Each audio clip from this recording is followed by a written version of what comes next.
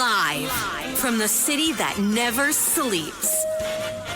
17 miles from Madison Square Garden, New York City. It's America at Night with Rich Valdez. America's favorite late-night talk program, featuring interesting guests from around the world and calls from across America.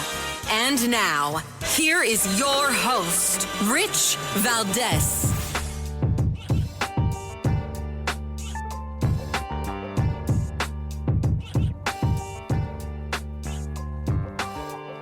Hi there, good evening, and what's up, America? I am Rich Valdez, Valdez with an S, at Rich Valdez on all of the social media. Welcome to the Tuesday night edition of the program. We are live, we are national, and I am thrilled to be here. Our phone number is 833-482-5337, 8334-VALDEZ.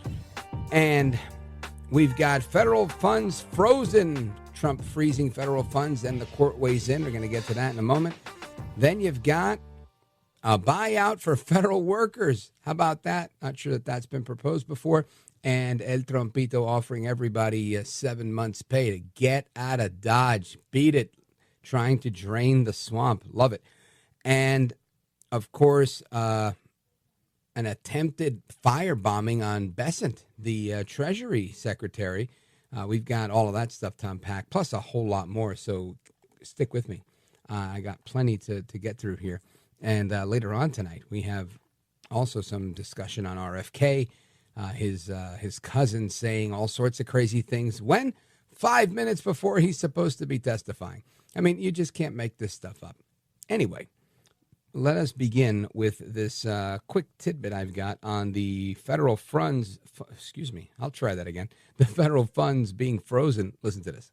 A federal judge has temporarily blocked a Trump administration freeze on federal grants and loans that could total trillions of dollars. U.S. district judge taking action minutes before it was set to go into effect tonight. The administrative stay has paused the freeze until Monday. Now, the White House had planned to start the pause as they begin a review of all federal spending. The plan sparked confusion and panic among organizations that rely on Washington for their financial lifeline. Administration officials have said federal assistance to individuals would not be affected, including Social Security, Medicare, food stamps, student loans, and scholarships. That's Sharon Crowley with WNYW New York City. And you heard her say it, right? What will not be affected, right? There's a lot that's not affected. Everybody's freaking out that their student loans, that their FAFSA and their loans and their grants are not going to go through. People are concerned about Medicare and Medicaid. None of that stuff is going to be impacted from what I hear, right? From what I hear. I haven't felt anything. So I think this seems to be more of the manufactured outrage that we see in the media. And guess what? The media has gotten a little bit of an overhaul, right? CNN, I think, realized something that a media executive by the name of Christopher Ruddy, right? Chris Ruddy, CEO of Newsmax. We've had him on the show before. He's a great guy. He figured something out a long time ago. He said, you know what? People like Trump. Trump's a showman. Matter of fact, there's even like a short form, it's like maybe a hour-long documentary that Newsmax produces called Stand Up Trump. And it's like funny moments from him on the campaign trail. And it's very funny. And he figured this out, something they play on the weekends. And he figured out that people love Trump. They love him. So what did they do? They used to blow out their programming, right? They had scheduled live programming. Let's say I was scheduled to be on with so-and-so on whatever show on the weekend, let's just say. They'd say, oh, so sorry, we're going to be going to the Trump rally. They started a little bit early, and we'll be covering that live. And they would do their coverage from the Trump rally and just carry the whole thing. And guess what? They started beating Fox. They started beating everybody else during those segments where they were carrying the Trump stuff because people wanted to see it, and not everybody else was doing it. So guess who figured that out? Fox News. Fox News now saying they're going to be carrying Trump events. And obviously, CNN is right there with them. CNN saying, all right, look, Jim Acosta was a loyal attack dog, so we're going to hold on to him, but we're going to shift him to overnights, something like that, right? Okay. And listen, I understand day parts. I worked middays in local radio. And I liked it. You kind of get used to whatever you're doing. And I liked middays, 10 to noon. It was great. I liked it. And then I started doing late night, 10 to 1, 9 to midnight. And I got to tell you, I like this too. I actually like this probably more, and I'll tell you why. Not to get too off the beaten path here, but I like it because you really get to connect with people in a different way. When you're on earlier in the day, everybody's listening for a few minutes and then they got to go somewhere, right? They've got to go to work. They've got to pick up their kids. They've got to do this. They're going to the gym. They're leaving the gym. Something's going on where they're catching 15 minutes of your show in the car and they're going to their next stop. Maybe they get you again later if it's a 2 or 3 hour show. That's not necessarily the case with this show. With this show, most of the people listening are either in their house and they're intentionally listening to this program, or they got me on as white noise to help them fall asleep, but they're at home, or they're in the car doing the late shift. Cops, firefighters, truckers, Uber drivers, all sorts of people, taxi people, right? All sorts of people leaving the warehouse, going to the warehouse. And it's a more stable, is what I'm going to say, a more stable audience that is able to consume larger chunks of content. So people listen to this show for a lot more than just 15 minutes. They give you complete hours at a clip. Our time spent listening is way longer than I had with any other show I've ever had before because they were on earlier. And earlier shows have a shorter time spent listening. So anyway, not to get into the weeds with all that, but CNN figured out that more Trump is good. So they moved Acosta away, and he decided to walk away. He said, no, forget you. I don't want to be on at night. Look how good Greg Gutfeld does at night, right? And he used to be overnight with Red Eye on Fox. So I don't know. I don't begrudge the fact that he's leaving, but I think he is probably making a mistake, similar to Don Limon, right? Don Limon also decided to leave. Got himself a nice interview that I've been trying to get, and I can't get it, the interview with Elon Musk. And he got it. And he was going to get a whole show and launch it on X and do his thing with his major big social platform. And voila, nothing ever happened. So he ended up doing it himself on YouTube. And guess what? Is anybody hearing from Don Limon? I haven't heard from him. He had some decent stuff that he put out during the campaign. But since then, he's become what is it? Like I guess a memory. And I think the same is happening to Jim Acosta. So anyway, the media is shaking things up. There's some changes going on. And Caroline Leavitt announced that today in the White House that they're going to be doing things a little bit differently around here. Listen to this. I am excited to announce the following changes will be made to this historic James S. Brady briefing room, where Mr. Brady's legacy will endure. This White House believes strongly in the First Amendment, so it's why our team will work diligently to restore the press passes of the 440 journalists whose passes were wrongly revoked by the previous administration. We're also opening up this briefing room to new media voices who produce news-related content and whose outlet is not already represented by one of the seats in this room. We welcome independent journalists, podcasters, social media influencers, and content creators to apply for credentials to cover this White House. And you can apply now on our new website, whitehouse.gov/newmedia. Starting today, this seat in the front of the room, which is usually occupied by the press secretary's staff, will be called the new media seat. My team will review the applications and give credentials to new media applicants who meet our criteria and pass United States Secret Service requirements to enter the White House complex. So in light of these announcements, our first questions for today's briefing will go to these new media members whose outlets, despite being some of the most viewed news websites in the country, have not been given seats in this room. So there you have it. Trump changing things up. He announced that on the campaign trail. Promises made, promises kept, delivering on that today. And I think that's a good place to be, right? To say, you know what, we're going to bring new people into this because it makes a lot of sense, right? There's a lot of people that are in businesses different than me, right? I have a pretty big audience on radio. I don't have a really big audience on social media. I don't really produce any videos like some of the YouTube creators. But there are people out there that have millions and millions and millions of people that follow their work. And these media outlets in and of themselves. I mean, Tucker Carlson is probably one of the best examples of that, that when he left Fox News and decided to do an interview with Donald Trump the night of the debate, they blew out the debate coverage, blew it out, eventually getting 350 million views on their Twitter interview. Just imagine that. As many people as there are in the United States. Now, again, it was a global thing, but all the more reach, right? You're not just reaching people that have your cable subscription here. You're reaching people all around the world absolutely free, as long as you have Wi-Fi. So I think it's a smart thing to be able to bypass the legacy fake news media and go to the people directly.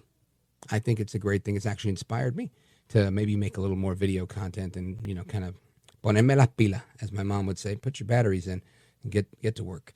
So keep an eye out for that. And make sure you follow my Rumble channel, rumble.com, Rich Valdez, because we're going to be putting some new stuff out there. And it might be exclusive. Like all those things I want to say on the air that I don't get to, I might just turn on the camera every day when the show's over and go for a little bit to give you a little bonus. So that will be stuff you won't be getting on the radio.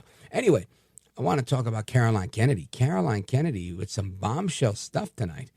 And, man, let me tell you, this is interesting. She wrote this letter, and she's just making all sorts of allegations. And, of course, this comes on the heels of the Senate confirmation hearing mañana. So we're going to get into that, and we're going to get some reaction to that as well from you all and from senior advisor to RFK. So keep it locked right here. It's me, Rich Valdez. Don't go anywhere. This is America at Night with Rich Valdez.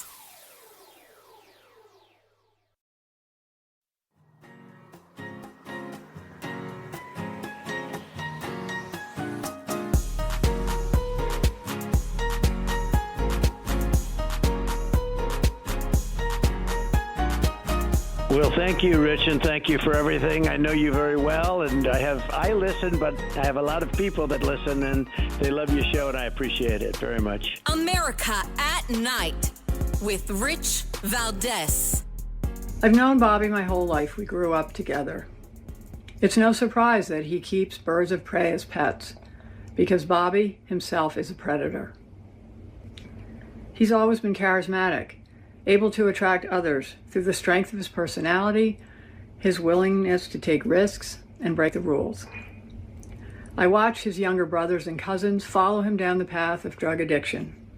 His basement, his garage, his dorm room were always the center of the action, where drugs were available, and he enjoyed showing off how he put baby chickens and mice in a blender to feed to his hawks.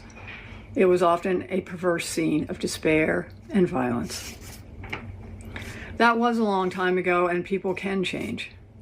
Through his own strength and the many second chances he was given by people who felt sorry for the boy who lost his father, Bobby was able to pull himself out of illness and disease. I admire the discipline that took and the continuing commitment it requires. But siblings and cousins who Bobby encouraged down the path of substance abuse suffered addiction, illness, and death, while Bobby has gone on to misrepresent, lie, and cheat his way through life.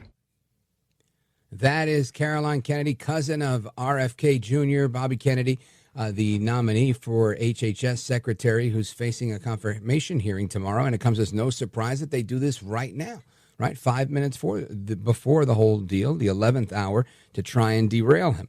I mean, what's worse is probably having family members like this, right? I can't imagine having a cousin that's going to come out and attack me that way. But this guy has that, so I count myself blessed and fortunate that I don't have that. But I want to get to the bottom of this with someone who knows a whole lot about what's going on here, Angela Stanton-King. She is a senior advisor to RFK. She's also the author of a book, King, Trump, Kennedy, rescued by King, pardoned by Trump, positioned by Kennedy. Ange, welcome. Hey, Rich, how are you? Thanks for having me on. My pleasure. Doing great. Good to hear your voice. And congratulations on the new book. I want to get your reaction to what you're hearing Caroline Kennedy say about RFK Jr. and the curious timing that it has right before his confirmation hearing. Well, that happens to some of the best of us. I can remember, some of those old cousins that I kind of left behind, and they're a little jealous. We all grew up in the same house, and some of us made it further than others. And God forbid you had some hardship in life, and you seem to get further than those that didn't have any hardship in life. But I think that for most of us, most families, you don't see them taking to a public platform disparaging the other person. You would think that Caroline would be happy for Bobby and that they would want to join forces and team up with him to help make America healthy again. But I think that Bobby is probably used to it. I think Bobby is focused on saving our children and making America healthy, and Caroline's just going to have to get over it, Yeah, I hear that. Now, do you think that this is the first of many attacks, or do you think this is the biggest and best that they've got? I do remember a previous attack. When Bobby was running for president, this isn't the first time that they've come after him, and this probably won't be the last. So, Bobby, it doesn't bother Bobby, and that's what's important. Bobby is focused on getting nominated. Bobby's focused on changing the direction of this country. Bobby is focused on making America and Americans healthy again. And if Caroline's going to be in the corner somewhere, stumping her feet and upset, she can. But if she wants to open her arms and join the fight and help us change the trajectory of this country, she's welcome to do that too. So we'll all be sitting back 4 years from now, watching and applauding those that helped us. And then we'll be side-eyeing those that didn't help us and just stood on the side hating everything that we tried to do. Yeah, I hear that. Folks, we're on with Angela Stanton-King, the author of King, Trump, Kennedy, Rescued by King, Pardoned by Trump, Positioned by Kennedy. Now, Ange, I want to ask you about these confirmation hearings. A lot of people have been speculating, saying that they're not so sure that he's going to get through. I'm very optimistic. Where you land on that? I've got a lot of faith that it's going to happen. I totally believe in Bobby getting totally, confirmed, because people are tired now. After the last 4 years that we've all experienced, people are just getting to the point where they're realizing that the medical freedom, of Americans, the health of Americans, is not something that should be political. It's just kind of like the right thing to do. This is where we all meet in the middle of the aisle and say, hey, you know what? I agree. There is some issues with some vaccines. Maybe all vaccines don't work. Are people being injured from them? Do we need to take another look at what's going on with our water? Do we need to take another look at what's going on with our food?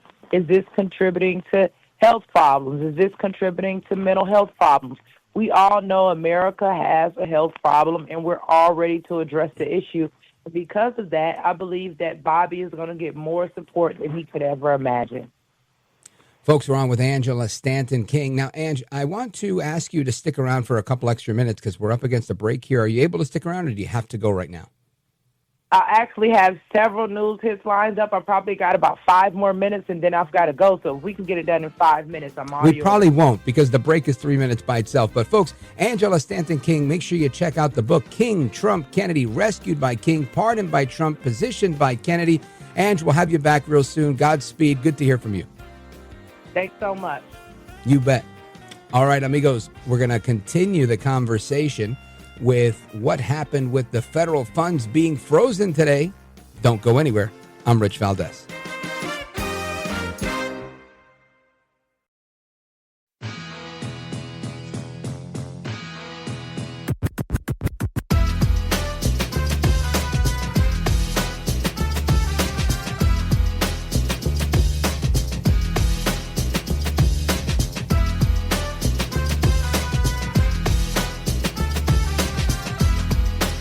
Call now, 833-4VALDEZ. That's 833-482-5337. 833-4VALDEZ. That's Valdez with an S. As we're learning new information about the executive order for President Donald Trump, as he is offering all federal workers a buyout with 7 months' pay in an effort to shrink the size of the government, as they're offering all federal employees this buyout to potentially reduce the deficit as the White House on Tuesday began offering buyouts worth 7 months of salary to all federal employees who opt to leave their jobs by January the 6th. This is a part of Trump's unprecedented overhaul of the U.S. government. And a memo from the Office of Personnel Management, the government's human resources agency, lists 4 directives that it says Trump is mandating for the federal workforce, including that most workers return to their offices full time. It also includes a, quote, deferred resignation letter for federal employees wishing to participate. In this memo, it says, quote, if you choose not to continue in your current role at the federal workforce, we thank you for your service and to the country, and you will be provided with a dignified, fair departure from the federal government utilizing a deferred resignation program. This program begins effective January 28th today and is available to all federal employees until January the 6th. It adds, if you resign under this program, you will retain all pay and benefits regardless of your daily workload and will be exempted from all applicable in-person work requirements until September the 30th. That is a report on what is going on in Washington, D.C., and this is a big, big deal because, let me tell you, I think you talk about draining the swamp. How's that for draining the swamp? This is exactly what it is. I don't think anybody saw that coming. Now, what I mean by that is not that it came as a surprise. Trump's been shouting about draining the swamp since 2015. I mean, this type of approach, right? This CEO business-like approach, which makes all the sense in the world. There are 2 million federal workers, and if 5 to 10% of them accept the buyout, the federal government saves $100 billion. Imagine that. Imagine El Trompito Donaldus Magnus, the 45th and 47th president of these United States, saving the American taxpayer $100 billion just by firing the bloated bureaucracy. Not to mention all the goodwill that he's going to earn from people like me that have been, praying for this stuff for years. So I think this is a great place to start. Now, Caroline Levitt addressing part of how this works, because, again, you've got to cut off the lifeblood, the mother's milk of politics, cash. There's an old saying, I don't know who to attribute it to, but it goes like this. It's always about the money. And when it's not about the money, it's about the money. And that's exactly what he did. He said, no, we're freezing all the money going out the door. We're not letting any more money go out the door until we figure out exactly what's going on. And good for him, right? Good for him for doing that, because you got to hear some of the stuff they caught. Condoms going to Gaza. Why do we need condoms in Gaza? Listen to this. Why impose this pause with so little notice? Why not give organizations more time to plan for the fact that they are about to lose, in some cases, really crucial federal funding, at least for a period of time? There was notice. It was the executive order that the president signed. There's also a freeze on hiring, as you know, a regulatory freeze, and there's also a freeze on foreign aid. And this is, again, incredibly important to ensure that this administration is taking into consideration how hard the American people are working. And their tax dollars actually matter to this administration. Just during this pause, DOJ and OMB have actually found that there was $37 million that was about to go out the door to the World Health Organization, which is an organization, as you all know, that President Trump, with the swipe of his pen in that executive order, is no longer wants the United States to be a part of. So that wouldn't be in line with the president's agenda. DOJ and OMB also found that there was about to be 50 million taxpayer dollars that went out the door to fund condoms in Gaza. That is a preposterous waste of taxpayer money. So that's what this pause is focused on, being good stewards of tax dollars. President Trump is choking out the deep state. They live by this. Don't listen. If you think for a second that we're really spending $50 million to buy and ship condoms to Gaza, I've got all sorts of bridges to sell you in New York City. Brooklyn in particular. This is how the government does what they do.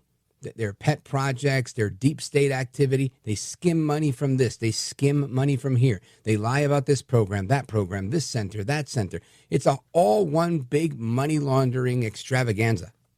When, to put it in layman's terms, I'm oversimplifying here for the sake of dramatic effect. And I hope you stick with me. If you're not, then that's fine. You can continue to say, I want to spend $50 million for prophylactics to be sent to Gaza. And maybe we should ship you there too. Because you're a special kind of stupid if you support something like that.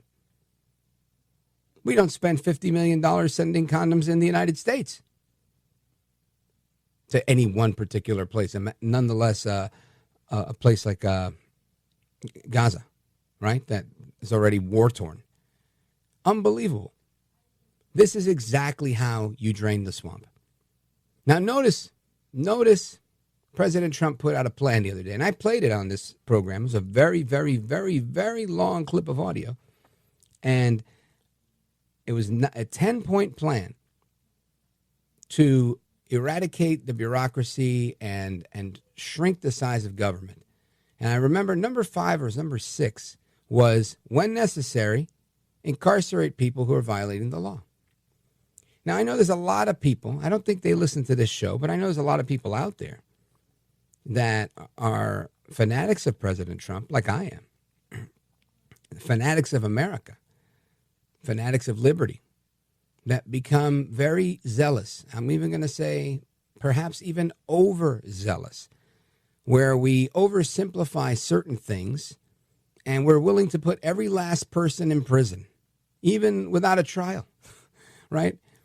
For years, since 2017, I've been hearing people tell me about military tribunals in Guantanamo Bay. And I've said it then and I've said it since. That's not happening. It's not what we do. We're not going to have Nuremberg trials. Fauci's already been pardoned. But nonetheless, and how do I say it with such certitude? I talk to a lot of people offline, right? I got a lot of people. But besides that, you just listen to what Trump says. Trump spent, I don't know how many years out there on the campaign trail chanting, lock her up, lock her up. And when really given the opportunity, he was gracious, he was a gentleman, and he said it would be a very bad look for the United States to incarcerate a former first lady. Because he's a gentleman. He said that, not me. He said that. And I agree with him that that's the right thing to do. Now, would I like to see her in prison? Sure, I would, just like the rest of you. But do I realize that my desires and my, I'm going to call it bloodthirst for accountability with the deep state, I can't let that overshadow the love that I have for the country, where we have to do things the right way. It's kind of like getting mad at one of your kids. You may have the urge to smack them across the room. But are you going to do that? Hope not. If you're those of you shaking your head saying, oh, yeah, more times than I should have. Then no, we're not doing that. We don't do that. You get the urge, you resist, and you take the high road. You do the right thing, right? Who was it that said, when they go low, we kick them? It wasn't Trump, right? It wasn't our side. At some point, you can't mimic everything that the other side does. And you can still outsmart them doing things like this. Freezing funds, cutting off the lifeblood of the deep state, scaring these people to death. They have no money now, freaking out, right? They're in a panic. Oftentimes the media will say, oh, Democrats are running scared. They're not scared. This is what scares them. Elections don't scare them. Jail time doesn't scare them. Taking away their money scares them. Why? Because it's about the money. And when it's not about the money, it's about the money. Don't go anywhere. This is America at Night with Rich Valdez. Call now, 833-4VALDEZ. That's 833-482-5337. 833-4VALDEZ. That's Valdez with an S.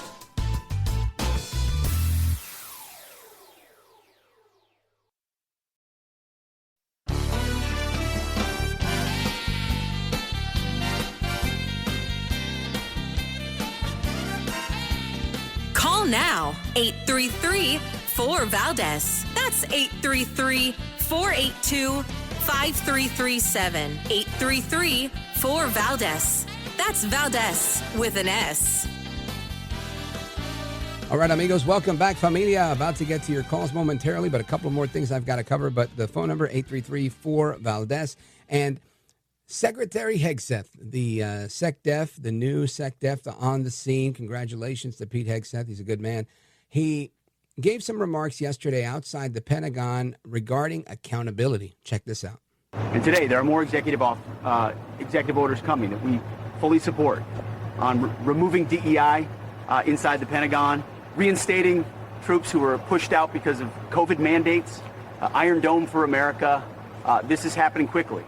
And as the Secretary of Defense, it's an honor to salute smartly, as I did as a junior officer and now as the Secretary of Defense, to ensure these orders are complied with rapidly and quickly.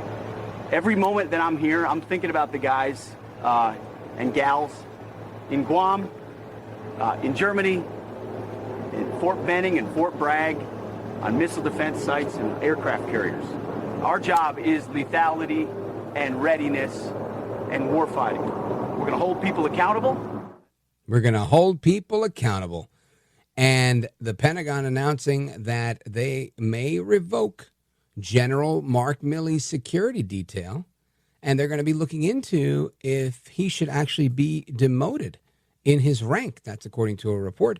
I'm looking at it in the New York Post. Defense Secretary Pete Hegseth is expected to announce that he will cancel former chairman of the Joint Chief of Staff's General Mark Milley's security detail and his security clearance, and direct the Pentagon's acting investigator general to launch an investigation into whether the retired soldier should be demoted in rank. That's according to Fox News. Despite his retirement from the Army in September of 2023, the Secret Service has continued to protect Milley due to Iranian threats of retaliation, similar to Pompeo and Bolton. And this is something that they've lost, as we famously heard last week. So why wouldn't he lose it? Just last week, again, Trump just reiterating that stuff that, hey, this isn't going to happen, right? Including Dr. Fauci saying, hey, listen, if he needs security, he made a lot of money, he could afford it, which I thought was classic. Again, another way of going at the deep state, because this is how they come at you. Hegseth also says he will direct the Department of Defense Inspector General to conduct a review over the investigation into Milley's potential demotion should he be stripped of a star in his retirement based on his actions to undermine the chain of command. And that was his actions during Trump's first term. So, again, yet another clear example of how you hold the deep state accountable. Because something Caroline Kennedy said earlier before that, she said, Bobby's addicted to attention and the adoration of people or something like that. That's most people in politics. So, you know, that it's about the money, and it's always about the money.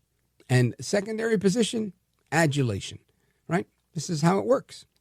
Certain industries, acting, comedy, all these things, they attract people that operate well in that environment. People that are comfortable hearing great things about themselves, feeling great about themselves. And, you know, one's desire for these platitudes from people and compliments and whatnot could be their detriment when you say, hey, we're going to demote you, right? I think other people will be like, whatever, demote whatever you want.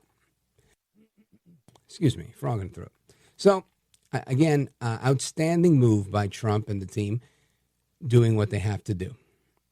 Because this, I think, is, again, another perfect example, along with freezing federal funds, freezing foreign aid, federal hiring freeze, buyouts on federal workers.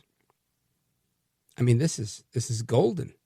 Telling the media, move over because we've got bloggers coming in. Move over because we've got YouTubers coming in. Absolutely just changing the landscape in Washington. And I'm sure some say, oh, this is bad. He's a dictator. He's surrounding himself with people who are going to tell him what he wants to hear. They can say what they want. I think the proof will be in the pudding. Don't go anywhere. This is America at Night with Rich Valdez. Call now, 833-4-VALDEZ. That's That's 833-482-5337. 833-4-VALDEZ. That's Valdez with an S.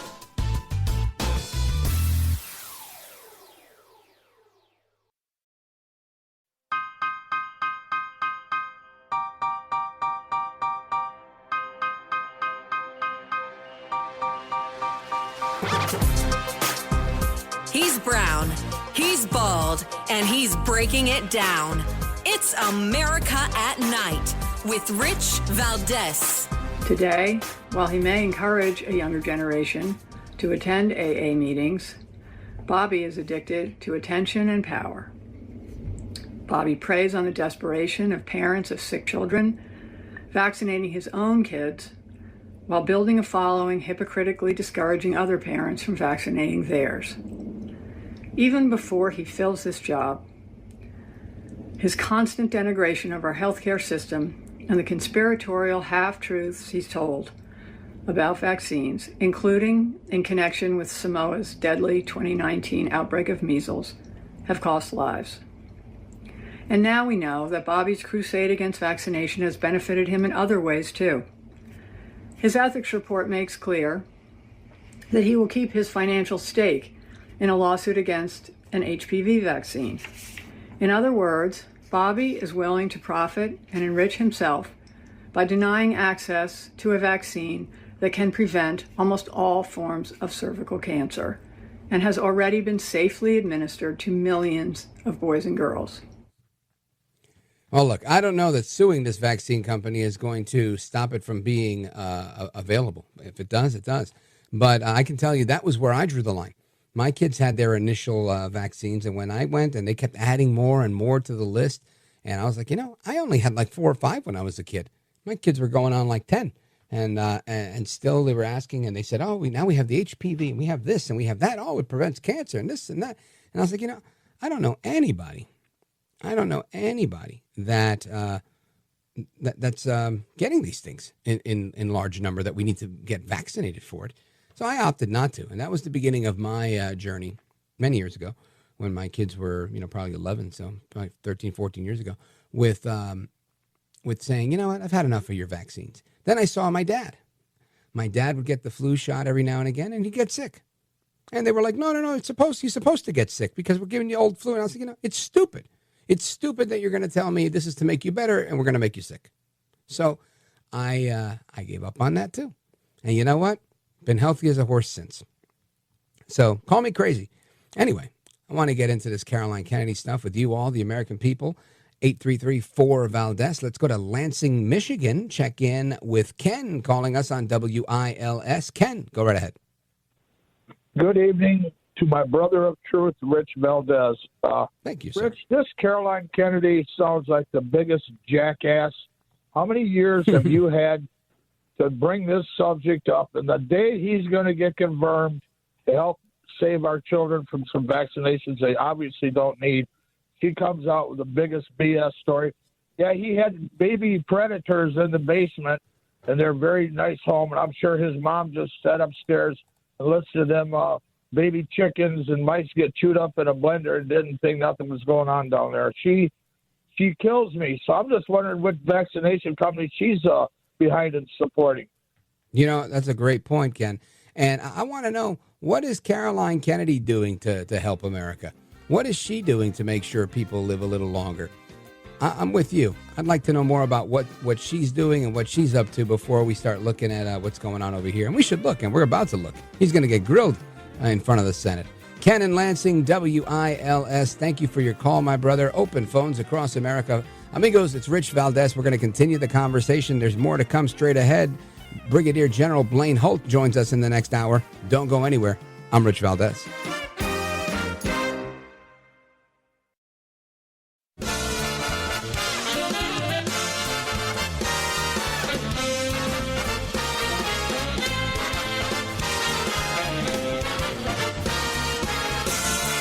Live from the city that never sleeps.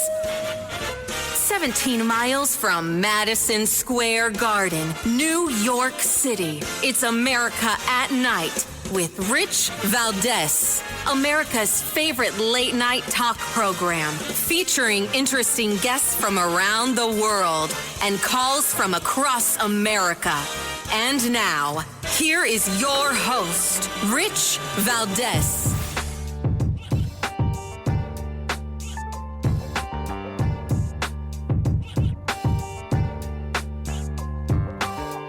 Hi there, good evening, and what's up, America? I am Rich Valdez, Valdez with an S, at Rich Valdez on all of the social media.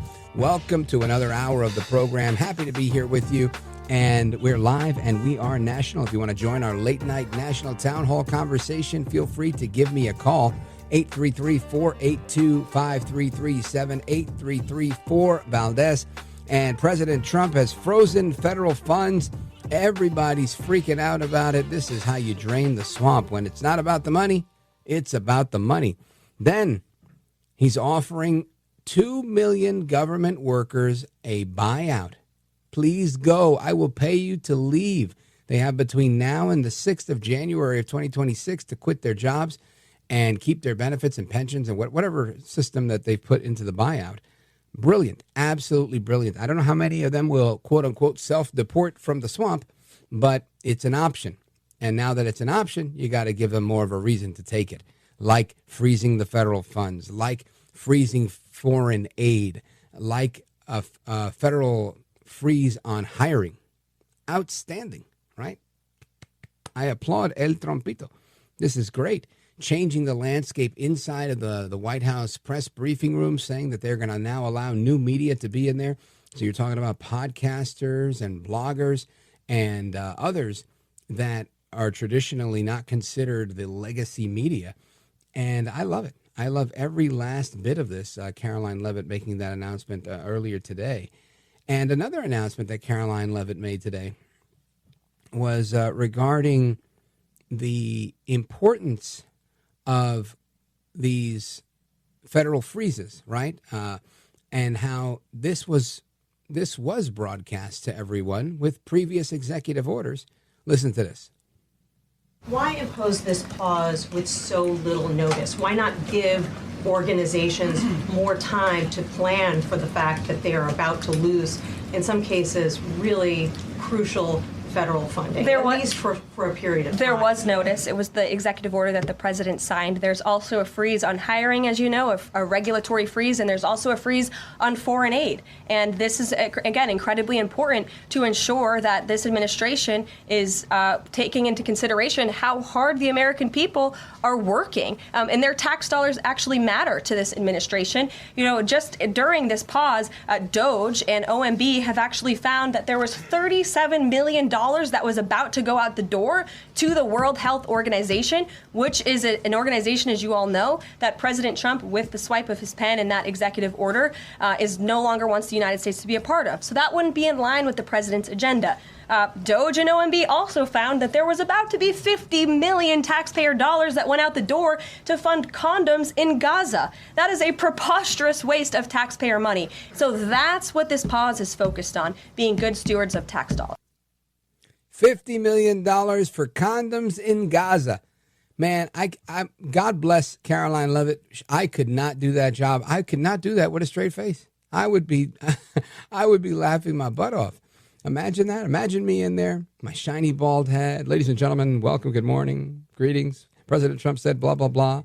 And we are stopping the 50 and condoms. I would have to just break into some sort of monologue and go into what on earth are they doing with these condoms? Why are they doing it in Gaza in the middle of a war?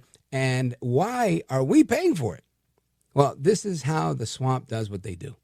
And it's about time that we are calling it out, freezing it, stopping it from happening. Trump is firing on all cylinders, and I couldn't be happier.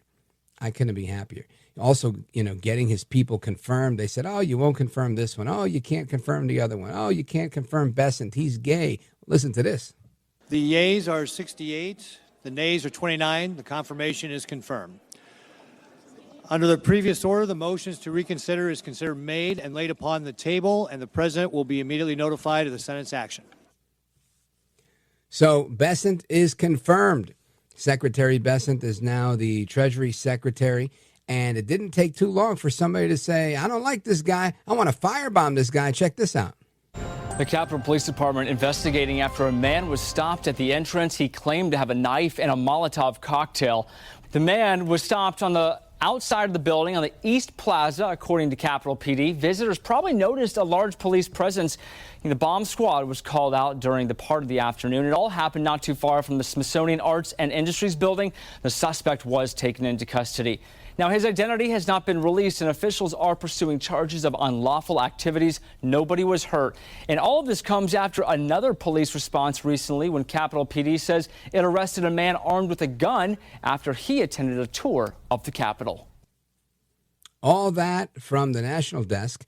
And why? Because Trump is taking action, doing what he said he would do. Of course, there's critics out there saying, hey, what's up with the price of eggs? Hey, what's going on with that war between Russia and Ukraine? And I got to say, I haven't heard anything about the war in Russia and Ukraine. And I don't mean like Trump didn't get it done. I mean, I haven't heard of a single Russian dying, another Ukrainian dying. As far as I know, this thing has already stopped, and they just haven't said it's stopped. I haven't heard. Maybe I'm not looking at the news well enough, and I will keep an eye out. But I don't typically look for news from Ukraine. It just happens to run across my desk. But my point is, that's the next thing to fall, right? There's always another shoe to drop, and that's definitely it. Not a ton going on there. Trump today, by the way, after his meeting with the mayor of Los Angeles, now she's firing back on ICE. Speaking of ICE, so much to talk about here. ICE was accompanied by the Secretary of the Department of Homeland Security, former Governor Kristi Noem, Secretary Kristi Noem, DHS Secretary Kristi Noem. She joined ICE on a raid in New York City, and they caught the head honcho, El Jefe, from Tren de Aragua. This is the guy that was actually in that famous video where he's walking around with a big rifle in his hands, look like a machine gun, going to people's houses in Aurora, Colorado. I don't know if you recall that one. And as he's walking around, extorting people, kicking them out of their house and whatnot. Well, this vicious Tren de Aragua ringleader was busted in New York City with the ICE raids on a kidnapping warrant from Aurora, Colorado. And it couldn't have happened to a nicer guy, right? His name, Anderson Zambrano Pacheco. He's 25 years old, taken into custody as part of the Trump administration's first promised immigration raids in the Big Apple. And this was something that happened earlier today. He was caught by heavily armed Homeland Security. Now, I got to say, heavily armed Homeland Security Investigators Office, HSI. Why would they be lightly armed? What was the need for that sentence, heavily armed? Is that for is it like radio when I have to kind of describe what I'm seeing because you can't see it? I mean, if I say ICE raid, I think most people know ICE. These guys are coming in with bulletproof vests. They look like Army guys, like a SWAT team.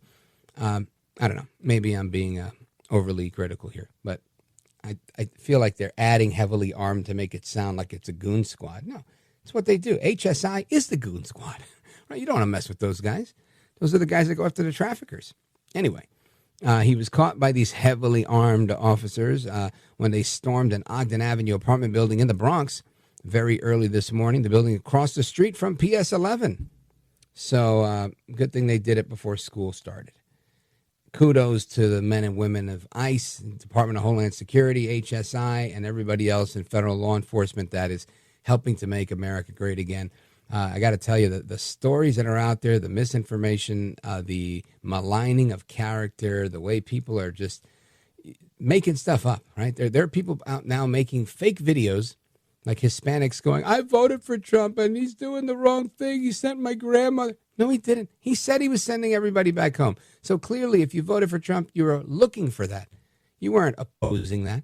These are clearly contrived videos to try and sway public opinion and evoke emotion, and they work, especially to anybody whose parents were immigrants, right? Or they loved their grandma who was an immigrant. You start saying this lady was just trying to go back and forth to work and blah, blah, blah. The reality here is, look, people that are illegal immigrants are going to get swept up one way or another. Not all of them, but the criminal ones are going first. And guess what? If you live with your mom, your grandma, your auntie, and all of you got here the same way, what do you think? They're going to say, you guys get to stay. We're going to send back the crazy Tren de Aragua gang leader. They're taking them all. This is the price they pay. It's kind of like saying, look, I live in the projects in the inner city, and I sell drugs. I'm trying to get my mom out of the hood. guess what? You get caught while you're there, whether you get caught by the cops or a rival drug dealer, you're putting your mother at risk. Collateral damage, this is occupational hazard, right? This is what happens. That's just how the name of the game. Code of the streets, whatever you want to call it. It is what it is. So no sympathy on my part, honestly. I think, I don't feel bad for the old ladies. I'm just saying, what are you going to do? You can't sit there and give everybody a pass. It just doesn't work that way. Anyway, I want to talk about the drones in New Jersey. President Trump releasing a statement on those today. Plus, there's some news coming out of Iran it's more than I could explain in the time I've got. So keep it locked right here. We're coming right back with United States Air Force Brigadier General Blaine Holt. He's going to join us in the next segment. This is America at Night with Rich Valdez.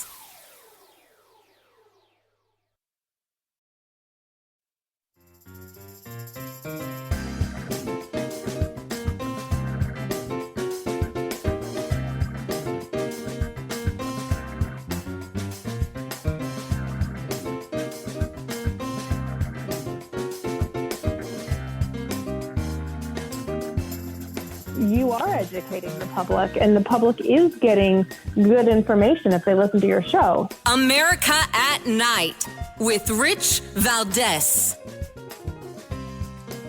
All right, amigos, welcome back. Rich Valdez, keeping you company straight till midnight, 1 o'clock, depending on what part of the country you're in. 11 in some places. We got to get it in gear, folks. You got to lobby for that highly coveted third hour of the show. Anyway, I want to remind you that Caroline Leavitt released a statement today from President Trump about what was going on with those drones in New Jersey. And I think it's going to surprise you a little bit if you haven't heard already, but we'll get to that momentarily. Another thing that's surprising is this clip that I heard. This was about a week ago, but I'm looking at it today and I think, man, this is an interesting turn of events with everything that's happening with hostage releases and all of the interesting happenings that are coming out of the Middle East. And Professor Sadegh Zibaklam, he is an Iranian, he's a yeshiva. I don't know what's going on here. He's a professor somewhere. I think at Yeshiva University. I think he's Israeli. And he's talking about, I don't know. I really don't know the story here. I think he's been indicted by Iran, and I don't know which side he plays for. But here's what he said, and this is why he got in trouble. Surprised today, since 7th of October last year, you'd be surprised at the number of Iranians who hate Palestinians. What happened to that sympathy? It's gone. It's evaporated. If someone would have told me that Sadiq, that's my first name, Sadiq, a day would come that Iranian people would hate Palestinians and they would praise Netanyahu. Of all the people, they would praise Netanyahu as a hero. I would have thought that he or she was out of his mind. Now, this is very interesting, right? Because this man was put in jail back in May. Now, in addition to being put in jail in May, he's been widely criticized, but I think he's telling you a side of the story that others are afraid to tell. And this is why it's important to have a resistance, right? Trump, in many ways, was the resistance in America, fighting against the deep state. And this is what we're seeing unfold. And despite the $50 million that the deep state wants to send for condoms in Gaza, we have to first get our hostages back. So I want to get the scoop on this and everything else that's happening in the Middle East from retired United States Air Force Brigadier General Blaine Holt. Welcome back, sir. It's great to be with you tonight. It's just happening so fast, Rich. I mean, can you believe 8 days and everything is changing? I'm trying to keep up. Changes by the hour. Absolutely. Now, General, I want to get your take on this professor and everything that's happening with all the movement that we're seeing coming out of the Middle East. Obviously, 4 hostages were released over the weekend, and more expected. What you got for me? So first off, let's talk about the crappy hostage deal, because it is crappy. And don't worry, It wasn't President Trump's idea. This is a Biden deal that had no credibility behind it and maintained this nonsense that the United States would help Iran get billions of more dollars, and we still would not militarily, logistically resupply Israel. Well, enter President Trump, who says we're going to have hostages back, or there's going to be big problems for everybody, and then that's credible. And then you've got and Israel, we're going to make good on giving you the bombs you need, the JDAMs and everything else, and then we're going to bankrupt the Ayatollah. Well, the night that President Trump was elected, the rial, the Iranian currency, dove to the floor, and it's crashed again since that time. So what the professor is getting at is that the conditions in Iran for a revolution where the Ayatollah and the IRGC are gone, that's getting stronger by the day. And Iran is looking out at the world where their three proxies are being emaciated. They're cut off from Hezbollah, and there's really nowhere to go except for hyperinflation and answering to a very angry Iranian people. I hear that, brother. And what is your anticipation for future hostages being released, the schedule of those hostages, and the likelihood of that happening? Every day, the schedule gets harder, and our expectations of the Hamas folks giving exactly what they said they were going to do, our expectations should go down, unfortunately. I don't have a lot of faith in phase 2 or phase 3 going forward, and it's not the Israelis acting in bad faith. In fact, they're giving an arm and a leg. It's more about Hamas not even knowing where these hostages are. They're not in all of their hands. That the management arm of Hamas in the luxury hotels in Turkey and Qatar don't really have very good communications with what's left of Hamas leadership on the ground.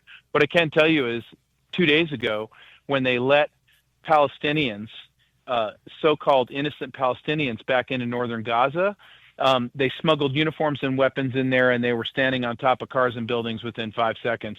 And Hamas was being bold again, but they're playing a pair of twos, and it's just a matter of time. Now, General, do you think that they're acting bold or being emboldened because the United States is spending $50 million on condoms for Gaza? I think that's the last of the soy boy United States that Hamas is actually going to see. I think they're about to get into get to meet individuals of our United States military and armed forces that are probably not to their liking, and will be adamant about getting our hostages back out and anybody else we can save. But people should understand that without October 7th, there is no hostage crisis. Amen to that.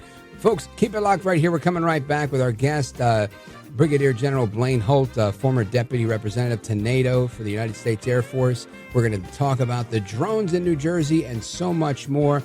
Don't go anywhere. I'm Rich Valdez.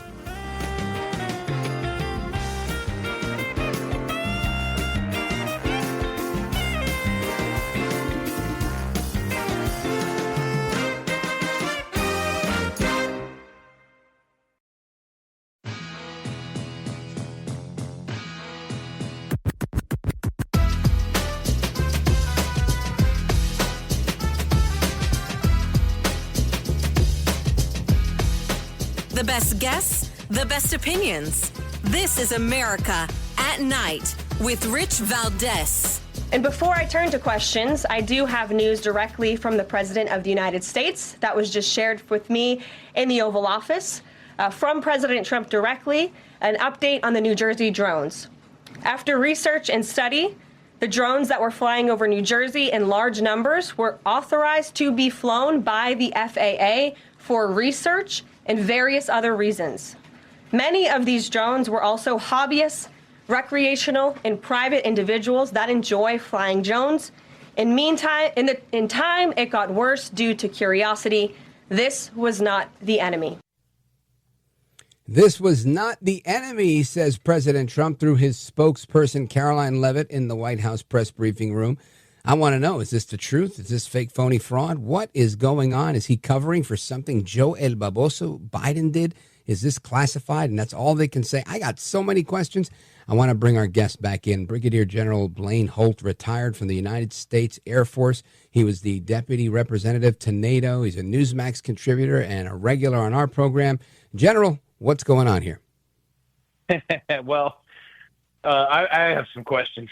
So one of the things that I would say right up front is I find Caroline Leavitt to be a woman of high integrity and honor, and I don't think that she would say anything at that pulpit knowingly that was false.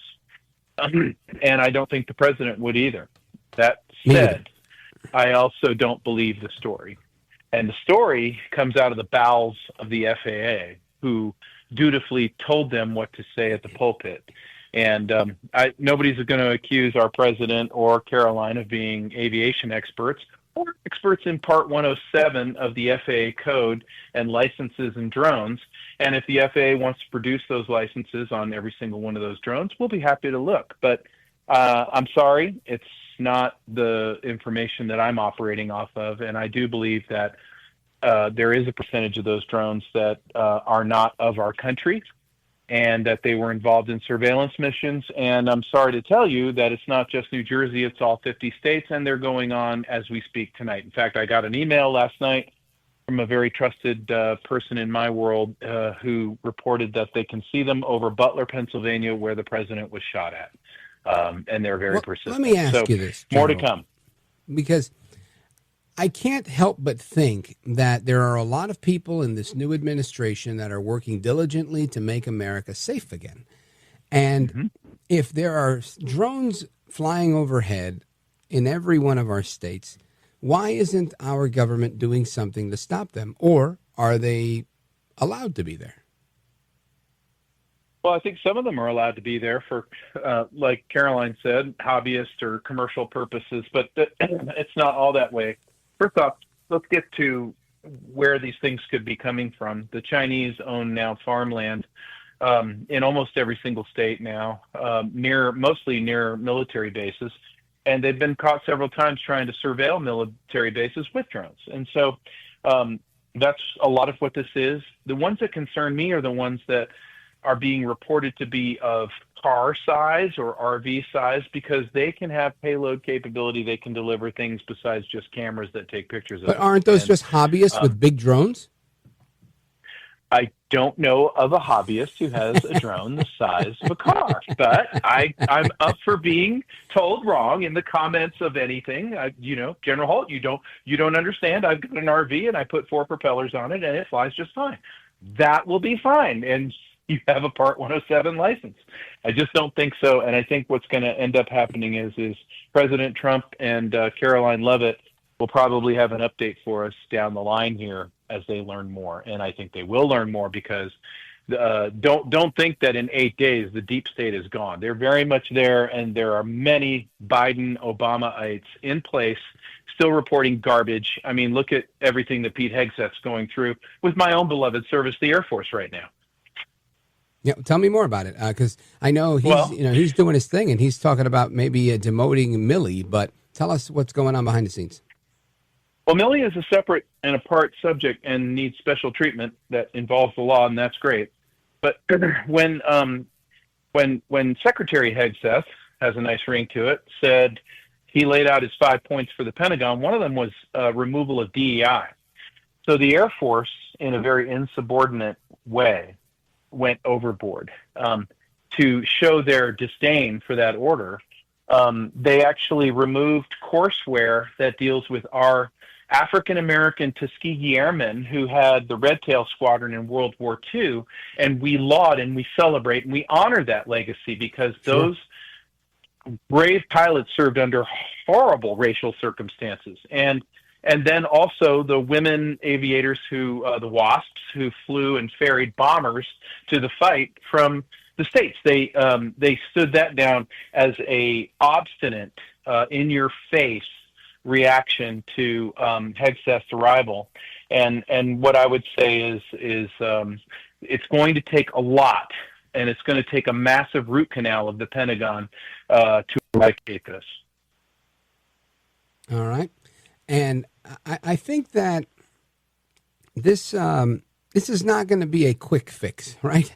I think the when we talk about a deep state, I think it's probably deepest in the CIA and second deepest in the Pentagon. What are your thoughts? Yeah, I think they compete for that prize. there's many of them, and they hail from all agencies. And a lot of these folks are very indignant, and they feel that they're very justified in their approach. But one of the things that these folks don't adhere to is that you can drop the politics in your job really fast if you'll just adhere to your constitutional oath. And if you don't like the Constitution, then you should not serve. You should resign immediately, and you should go on your way because you're not appropriate for government service of a people that are self-governed, not governed by overlords who are unelected and have decided for themselves what's best for us. And this change is going to take some time, like you said, but there are very, very key positions that they have to go and make purges happen right now. And in the Pentagon, I can't think of anything more important when you overlay where the Pentagon's at in readiness with what we find on the world stage is our threat matrix, from China's deep-seek nonsense to the Middle East and a war in Europe that still needs to be put down. Now, I want to get your thoughts on this war in Europe, because a lot of people are beating me up saying, Rich, your guy Trump, he said he would have it ended in 24 hours. Why hasn't it happened? And listen, I can come up with a million reasons, but I also haven't heard much of an escalation coming from that part of the world. What's the scoop? What do you know? I know you were a former deputy NATO representative, so I know you've got some people on the inside track. Spill the beans. Yeah, you've got a bunch of globalists that are in love with the Ukraine war and don't want to see it end, and that goes for the Secretary General at NATO on down, and Ursula von der Leyen. The Ukraine war has become an industry, which is sick when you think about the million plus that have been killed. If you look at what the Biden administration did in the smooth transition to the Trump administration, they poured gasoline all over the fire. So nobody's solving a war in 24 hours if it's raging out of control. And what I mean by that is spend every nickel you possibly can, escalate to the maximum extent by giving them blessings to use our weapons deep into Russia, and no talk of diplomacy and no talk of de-escalation. Well, Ukraine's economy is broken in half. There's corruption everywhere. President Trump wants answers, and he's also being very difficult or very hard, and I applaud this, on Putin and Russia and their messed up economy. And he wants to put it all back together again, regardless of the hard feelings that are going to happen after this, that'll go on for generations. But the Biden administration really accelerated the horrors in that last 3 months. General, I want to talk about this AI stuff, and I know some stuff that you're up to speed on. So can you stick around for a couple more minutes so we could get to that topic? Absolutely. You got it. All right, we're coming right back, folks. Brigadier General Blaine Holt, United States Air Force, retired. Don't go anywhere. This is America at Night with Rich Valdez. Call now, 833-4-VALDEZ. That's 833-482-5337. 833-4-VALDEZ. That's Valdez with an S.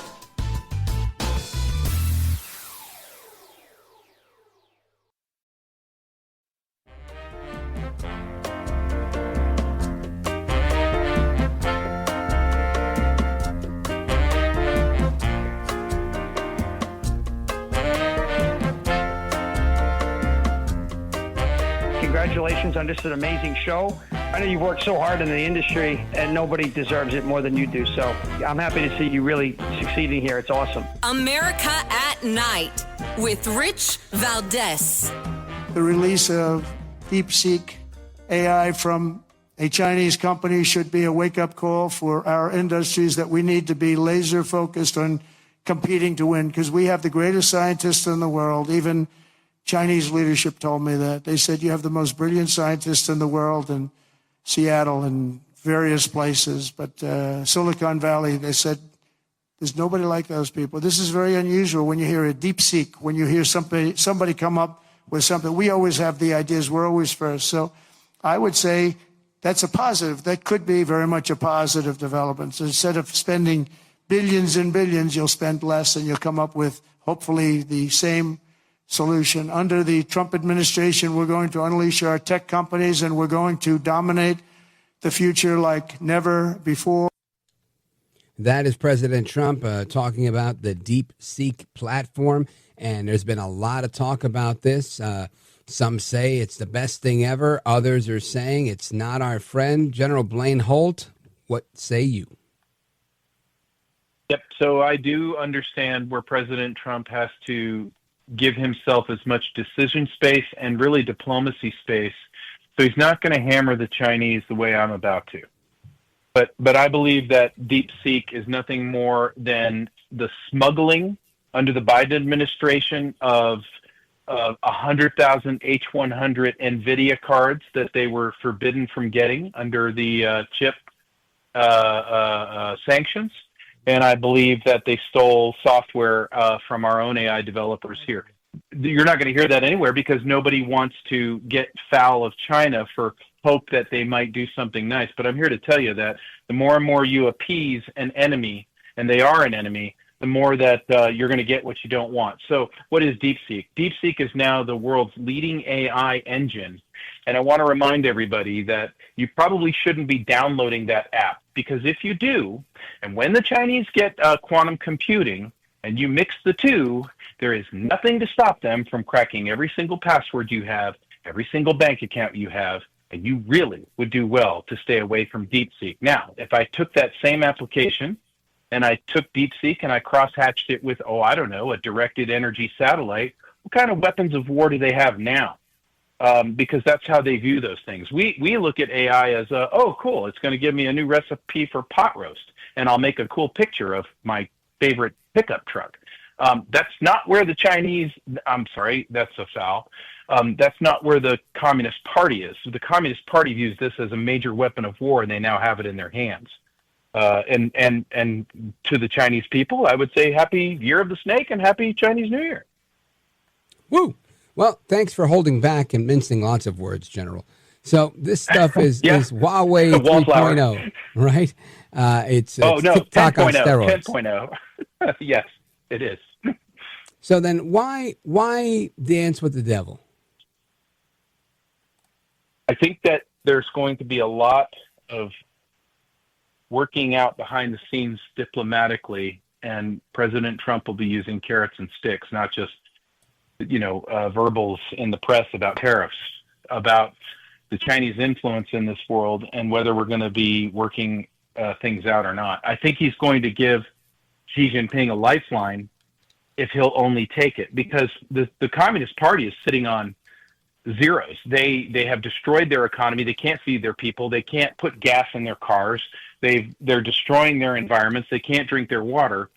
So President Trump knows China is at its end, but that makes the Chinese Communist Party very dangerous. You saw the call readout between Wang Yi, the foreign minister of China, and Secretary Rubio. Wang Yi is out there saying, "We'll teach you a lesson. We're not going to put up with anything from the United States." It's like, watch yourself. Watch yourself. We all want to make China this mega dragon, but the dragon is really our own bankers here who are sucking at the tit, and they don't want to let go. But this is the group that actually sponsors organ harvesting out of their young to accommodate party members. People shouldn't forget that. This is not a nice country. There is no relevancy to the United States. Outstanding, General. Now, in the moments that we have left, I want you to let everyone here know that I'll let them know that you have a column on Newsmax.com, and let them know what they can expect when they check out your column. Come to the Irascible Disruptor at Newsmax, and you will read my latest. And I am telling you about 8 days of just beautiful behavior on behalf of President Trump and the administration. They are on a blitzkrieg tour, and where I stopped my writing was at the wonderful World Economic Forum speech, where the president basically told the globalists, we're a sovereign nation, don't get in our way. And you would do well to bank conservatives, Bank of America, as well as liberals. And he let them know about the climate scam and where the United States is, and that we're not going to put up with unelected officials thinking that they have some sort of right to American sovereignty. I thought it was a call for liberty, and it's heard around the world. And if you're Klaus Schwab, you and your little Finkelsteins probably have a problem. Outstanding. General, I want to thank you for being here, sir. You're a gentleman, a scholar, and a patriot. I appreciate it. Great to be with you. Thank you. We'll do it again soon. All right, Godspeed. And folks, we're coming right back. Your calls and more right now. This is America at Night with Rich Valdez. Call now, 833-4-VALDEZ. That's 833-482-5337. 833-4-VALDEZ. That's Valdez with an S.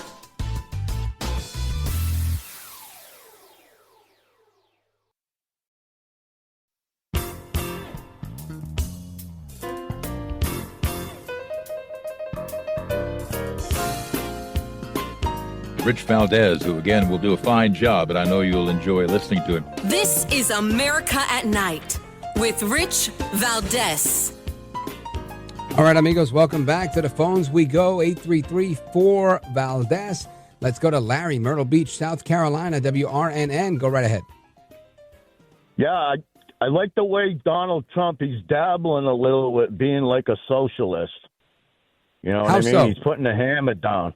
Well, you know, I know he wants to like let up on the regulations on permits and all that, but I hope he regulates the way the insurance companies. No, but how is he being a socialist?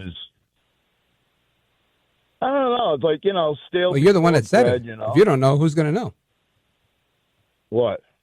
You just said, I like the way Donald Trump is dabbling with being a socialist. How is he doing that? Yeah. Well, with the executive orders. I don't think that's a socialist. I think that might be a little more a dictatorial approach if you want to make a criticism. But these are things that won't last if they're not constitutional, right? Look at how many executive orders Biden signed that weren't constitutional and were, revoked. So thankfully we have checks and balances. And the majority of these things, he's not going to be able to use an executive order to prevent people from paying taxes on overtime, right? This is something that's going to have to be legislated. That's why he's been out there and he's been going directly to the people to generate that goodwill with folks in Congress. So I would say he's a very far cry from a dictator or from a socialist. But I guess thank you for your call. I appreciate it. Let's go to Joe, Bethel, Connecticut, WLAD. Go right ahead. Good evening, Mr. Valdez. Hola. I just wanted to say I agree with the general. The Tuskegee Airmen, who are my heroes, were going to get a bad deal, but the administration or the military is saying, well, we might have made a mistake, and they're reconsidering. Yeah. Thank you for that, brother. I got to see if I could move on here before we run out of time. Joe in Bethel, Connecticut, WLAD. Let me see what else we got here. John, Lanham, Maryland, WMAL. Go ahead, quick. Oh, shoot, man, the music's in there. Can Trump take Biden's student loan approach and freeze the funding anyway? Potentially. I'm pretty sure all options are on the table. John, I wish I had a little more time. That's why we need the coveted third hour of the program. Paul, Brandon, Tony, John, hang on. We're coming back with another hour. If you're in some areas, it's the end of the road for me, but I will be with you again shortly. Don't go anywhere. I'm Rich Valdez.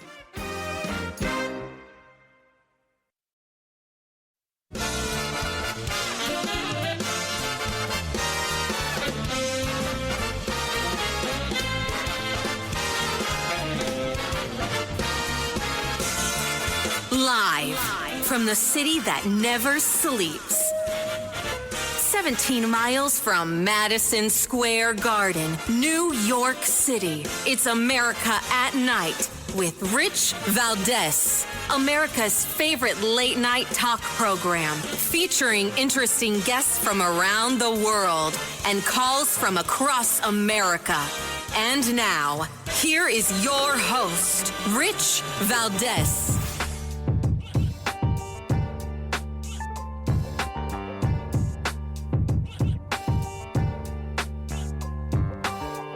Hi there, good evening, and what's up, America? I am Rich Valdez, Valdez with an S, at Rich Valdez on all of the social media, and we're going to get into the rest of our conversation tonight. Here's the number, 833-482-5337, 833-4-VALDEZ, and we've had some interesting conversations throughout the evening. Angela Stanton-King, senior advisor to RFK Jr., and author of the book, King, Trump, Kennedy, Rescued by King, Pardoned by Trump, Positioned by Kennedy. That's a conversation I hope you did not miss and you don't want to miss. And we had a good conversation with Brigadier General Blaine Holt as well. And lots going on there, right, on the international scene. And we're going to talk about some energy issues because Canada is getting ready to play nice with Trump, right? They're trying to get rid of all of their green new scam funding. So we're going to talk about that in a little bit. But I want to start with all the news coming out of Washington today because the president froze all federal funds. Now, this comes on the heel of him freezing all foreign aid, freezing all federal hiring, and now freezing all funds to all of these agencies. And they were freaking out. I mean, it was the big headline for most of the afternoon. Everybody crying, right? Everybody had their panties in a bunch. And it was, I guess, fun to watch, right? If you're a critic of the deep state like me, you want to see them kind of squirm a little bit. I worked in government, and I remember I was given an assignment once, and I went and I did it. And I came back 2 or 3 hours later, and I said, all right, here you go. I gave it, my best. Let me know if this is good or if you need me to go back. And they were like, oh, no, this wasn't for today. You've got 3 weeks to do this. I was like, all right, cool. Well, I mean, I pretty much did it. I don't think there's much I can add to this. And they were like, oh, but you got to figure out how to make this work. You take the 3 weeks. And I thought to myself, wow, I don't think I'm going to survive in this place because they thrive on waste and fraud and abuse. And I didn't, and I still don't, right? I believe in efficiency. I believe in doing it right. I believe in trying to be as excellent as you can be. That's just how things ought to be, right? Because if you get sloppy, you're out. That's how real life works. But that's not how it works in government. In government, it's almost impossible to get fired from a job. And it was just a culture shock for me. Well, that's what I got in state government. Imagine what is actually going on inside of our federal government. Well, Trump breaking the mold here, doing something that hasn't been done before, at least as far as I know, offering a buyout to federal employees. This is fantastic. And I played this clip an hour ago, and I'm going to play it again because I think it's important for everybody to hear exactly what this buyout entails. Check this out. As we're learning new information about the executive order for President Donald Trump, as he is offering all federal workers a buyout with 7 months' pay in an effort to shrink the size of the government, as they're offering all federal employees this buyout to potentially reduce the deficit, as the White House on Tuesday began offering buyouts worth 7 months of salary to all federal employees who opt to leave their jobs by January the 6th. This is a part of Trump's unprecedented overhaul of the U.S. government. And a memo from the Office of Personnel Management, the government's human resources agency, lists 4 directives that it says Trump is mandating for the federal workforce, including that most workers return to their offices full time. All right. So, yeah, that was killing me, that report. It just went on and on and on. You get the point. Trump is offering a buyout to 2 million employees of the federal government. And those 2 million employees, they are expecting between 5 and 10% of them to take it, which should save the government about $100 million. I think that's pretty interesting stuff. This is what they call deferred resignation. And they have between now and the 6th of January. So interesting, very interesting approach to draining the swamp. And that's how they do it. I love it. I absolutely love it. I'm so happy to see these creative, innovative approaches to see what's going on. And I think we're going to continue to see that at every level of government, with every cabinet secretary executing a plan to to make things better, right? To shrink the size of government, to stop this stuff. You've got this report that I read earlier, and just to reiterate it, Secretary Pete Hegseth, DOD, he's saying we're taking a look, right? The Inspector General is going to look into whether General Milley actively tried to thwart President Trump with all of these DEI programs. And if that was in fact the case, then perhaps he might lose one of his stars and be demoted. I mean, this is it. Everybody thought they were going to wear orange jumpsuits and hang from nooses and all these great things that people read on the internet and hear from those funny video websites. But the reality is what the reality is. And this is how you do it. This is how it's done. And I'm happy that we're all witnessing this together. Anyway, we're going to get into a bunch of stuff tonight with what's going on with Canada. But before we do, I want to go to Canada. Tony's calling us from Montreal, Canada, listening on WVMT out of Vermont. Tony, what's going on? How are you, Rich? Wonderful, thank you. Interesting days between Canada and the United States. I made this point, Rich, that Canada has been living under a 41% tariff for the last 30 years because we have devalued our currency, which has nothing to do with the United States. Our own government has punished us by devaluing our currency. Our currency is worth 71 cents to an American dollar, meaning that we have to pay $1.42 for $1 US. So we are already tariffed by our own government. And Trump tariffing us at 25% is probably a deal when you consider 41%. Most people don't know that, but right. That's why the Americans love us, because when they come and buy gas from us, okay, and oil and all of our resources, including Vermont, New Hampshire, and New York, they're buying our electricity out of Hydro-Quebec. Not only do you get it at a discount because of the currency issue, we still send it to you at even cheaper rates than they charge the same people in Quebec and Ontario. So not only do you get it cheaper because of your currency, we still discounted that amount of supply right. to you at a rate that is very, very favorable. And I don't really know if Mr. Trump is aware of this. You know, my background is economics, antitrust economics, et cetera, and law. So, you know, I'm wondering if it's bluster or it's actual. Well, you know, Tony, I think what a lot of it is, honestly, is negotiating tactics, right? It's a threat that, you know, kind of like, you know, what parents do, saying, you know, you better not do this. If you do this, I'm going to do this. It's a threat you don't want to have to carry out. And I think for the most part, it's been working. I look at how it worked in Colombia with taking the planes. Look at how it's working with Mexico. I think everybody wants to play ball. And that's really what Trump's angle all the time is, hey, look, let's play ball. Let's be fair about this. Don't put me in a position where I have to do these things. And I'm all for it. I'm all for it. I've always said, look, if we actually do get into a trade war with Canada, some people are out there saying trade wars are great and here's how you win them. I don't believe that to be the case, at least most times. You know, 7 out of 10 times, it's not ideal, right? And it can drive up the cost of goods. So we don't want that, right? We want to increase competition. We want to expand the free market. And in most cases, it's not going to happen because these, like you said, these tariffs are being used rather strategically to get as an means to an end, and it's working. So, Tony, thank you for your call. We're actually going to dig into the whole Canada energy thing in the next segment. Let's go quickly to Brandon, Wilmington, Delaware, WDEL. Brandon, what's on your mind?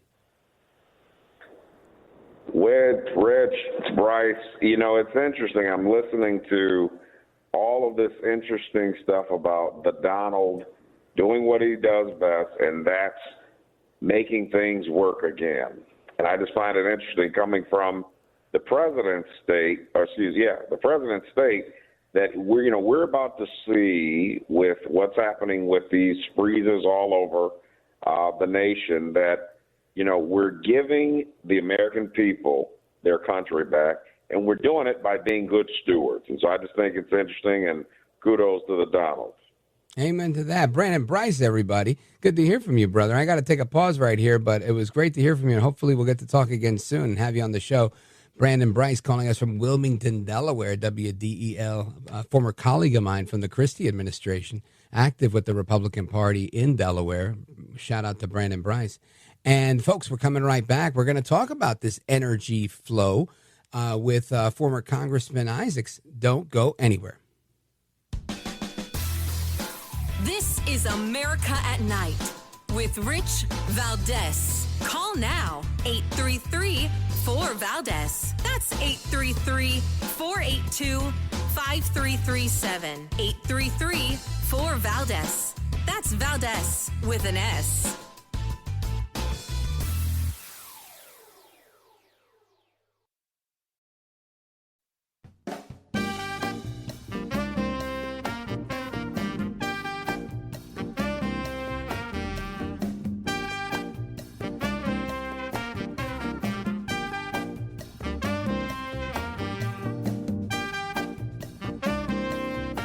Call now, 833-4-VALDEZ. That's 833-482-5337. 833-4-VALDEZ.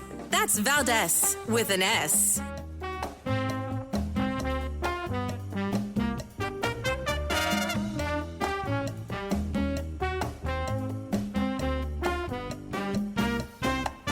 All right, amigos, welcome back. And again, open phones across America. We want to go to Frank, Evergreen, Montana, KOFI. Frank, what's on your mind, sir?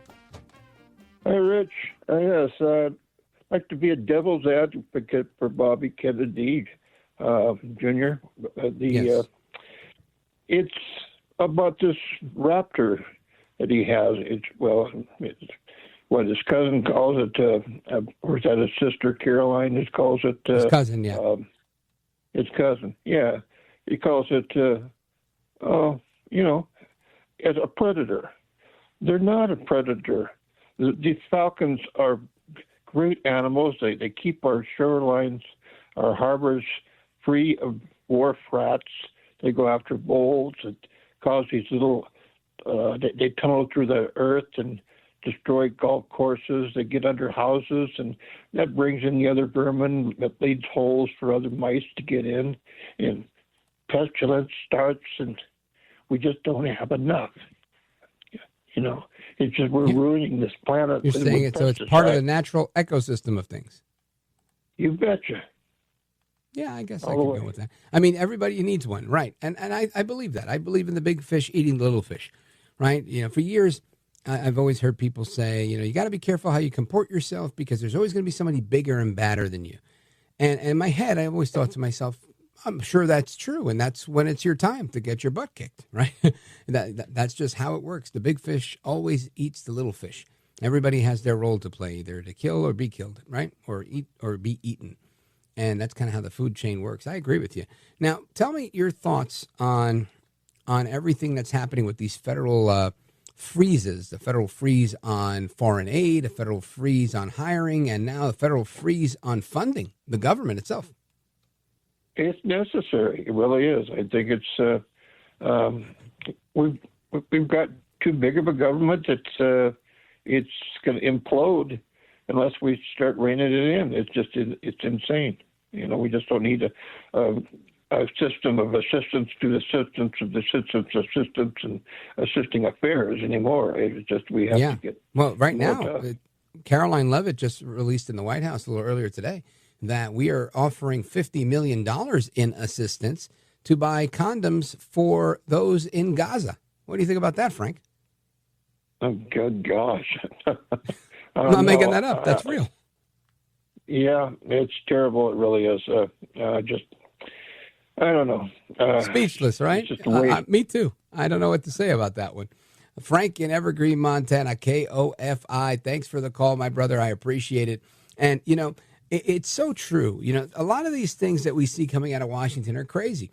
Like I said earlier, I don't believe for a second that we're really sending condoms for $50 million worth of condoms to Gaza. Are you kidding me? Clearly, this money's going to something else. And this is yet another hoax. And there was today a bunch of hoaxes. Early in the day, Senator Chris Murphy from Connecticut, and of course, one of my least favorite congresswomen from Texas, Jasmine Crockett, they were out there telling the media that President Trump and his directive to pause radical, wasteful government spending would mean an end to Medicaid, an end to SNAP and food stamps and other types of aid for people. And this doesn't mean that they're ending. In reality, what's happening is that these federal programs like Social Security, Medicare, SNAP, and other ones, they're explicitly excluded from what Trump has frozen.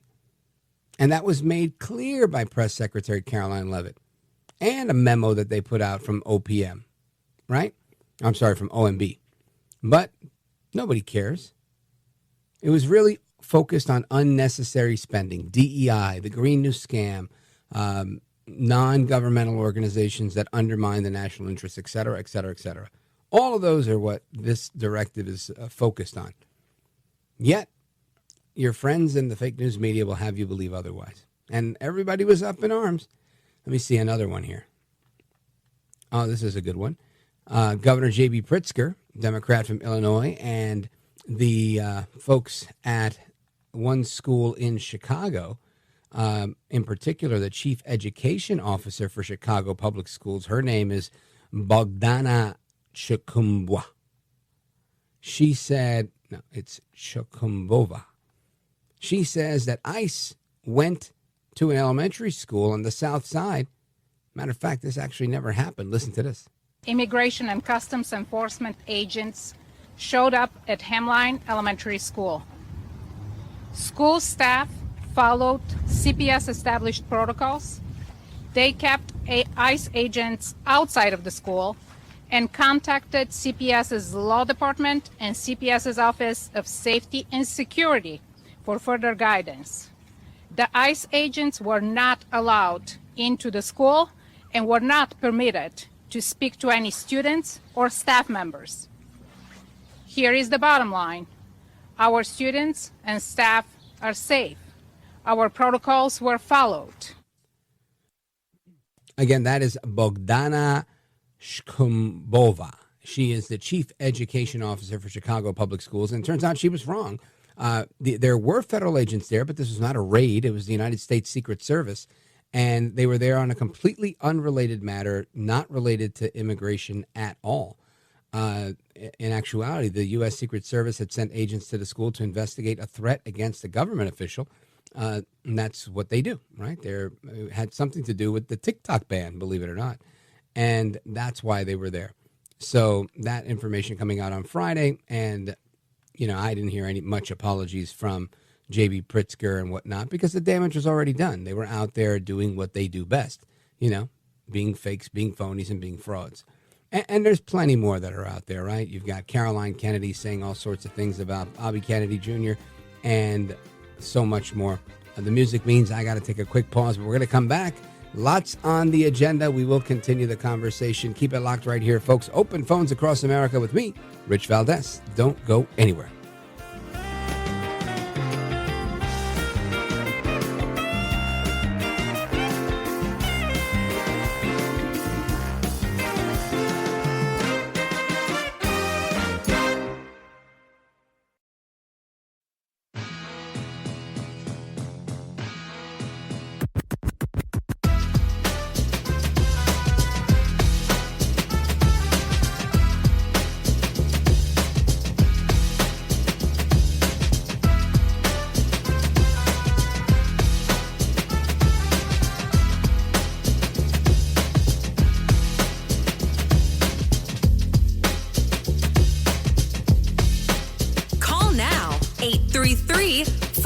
That's 833-482-5337.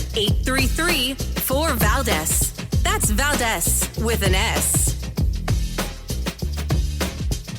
Former Wisconsin Congressman Sean Duffy will officially serve as the next U.S. Transportation Secretary for the Trump administration. Yeah, Senate lawmakers confirmed Duffy this morning in a vote 77-22 at his confirmation hearing earlier this month. Duffy promised to restore confidence in Boeing airplanes. Boeing is it's a national security issue. Boeing is the largest exporter of American product. Incredibly important. In one of my meetings, someone said, though, they need tough love, which is what they do need it. Now, Duffy received support from both Wisconsin senators, Republican Ron Johnson, Democrat Tammy Baldwin as well. Okay, so that is the scoop. Another one is confirmed. And I got a chance to say hello to Duffy. Nice guy. Seems like a very nice guy. Very nice family. And I think he's going to make a great transportation secretary because, honestly, he's following Pete Buttigieg. And, come on. Pete Buttigieg was like asleep at the wheel most of the time, talking about some crazy stuff that never had anything to do with transportation. I remember the last time I heard Buttigieg, he was saying something about, what was he saying? Basically, the white supremacy of our transportation infrastructure system, blah, blah, blah, and blah, blah, blah. And again, I'm not trying to say that at no point in history did we not do those things, because I realize that there were neighborhoods that were constructed, the other side of the tracks. There was a lot of urban planning done to keep blacks in certain areas at a certain time of life. But that's not the case anymore, in large part, at least not from an urban planning perspective. You might have some neighborhoods that where the people themselves are, racist. That could happen. But it's definitely not urban planning that's doing that. And honestly, I feel like in 2025, I live in New Jersey. You've got everybody all over the place, right? You really do. You go to some of the most expensive neighborhoods in Bergen County, Alpine. And who lives up there? Diddy. Diddy had a house up in Alpine. Last I checked, Diddy was black. So I think a lot of this stuff is old school rhetoric that was designed to, at one point, to sound the alarm. Like, this stuff is happening and it's not good. Granted, I agree. But now, that's not the case anymore. Right? So we really need to address the issues of the day. And I think the issues of the day are the deep state, and not to use that term or overuse that term, but a bloated federal bureaucracy that spends more money than they can possibly ever generate because the government doesn't make a penny. Speaking of pennies, I heard Elon Musk is looking to do away with the penny, that the cost of producing a penny is something like 3 cents. I haven't verified that report. I'm going to ask our guys in the control room to see if they've heard anything about that. But I thought that was interesting, saying that we could save money by stopping the use of the penny. There's a business that I patronize, or I used to patronize, and they would flag you down from as soon as you walk in. Hey, how are you? How you doing? Listen, we only take exact change. You had to pay with a debit card or have exact change because they did not have any cash. And that happened after COVID. They didn't want to be handling any cash, and I guess didn't want to make anything that could be assisting a communicable disease. And they stuck with it. So anyway, I want to move on. I want to go to Fareed Zakaria. Now, it's true that there is undue influence placed upon people that have a British accent. I think that's true. I believe when people talk like this, they automatically sound a little bit more sophisticated. But it doesn't mean that they really are. And I think Mr. Zakaria is one such individual. I'm not trying to say he's stupid. No, not at all. But listen to the stuff that he says. Check this out. America is so powerful that it's quite possible that Trump will succeed in getting these discounts as he threatens other countries, most of them friends, allies, and partners. But in doing so, he will lose the goodwill generated over decades of American foreign policy that made so many. The goodwill generated over decades of American foreign policy. Hold on a second. And the rest of that is that made countries around the world want to ally with Washington against foreign enemies, right? And I'll let it play, but I want to say this. The goodwill generated over decades of American foreign policy. I got to tell you, I'm a cynic when it comes to this stuff. I spent about a year and a half volunteering with an organization some years ago at the beginning of the Trump administration because he was talking about abolishing the UN. And I love that. By the way, UN's still around. I wish he would have been able to pull that off. But he was going to defund the UN. And I wanted to know what was going on inside the UN. So I joined the UNA, the UN Association, met a lot of people who are very pro-UN. And I was like, man, this is a crazy group. And I had meetings with Congress people and all sorts of things about the amount of support that they put on this and what they call the Sustainable Development Goals, which some on their face, especially education related, like the ones about reading and clean water and stuff, on their face, they sound like they're good. But when you look at what goes on behind those things, it's like, oh, this is just another ruse.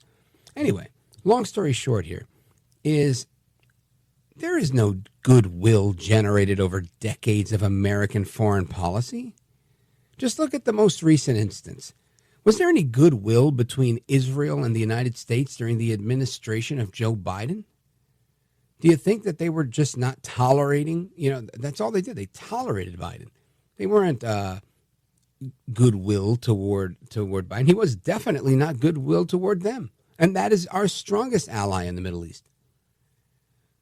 Do you think that when Trump said this thing has to end in a week, in effect, I don't want to say forcing the hand, but definitely applying pressure to Netanyahu to make the necessary concessions and move forward with a ceasefire?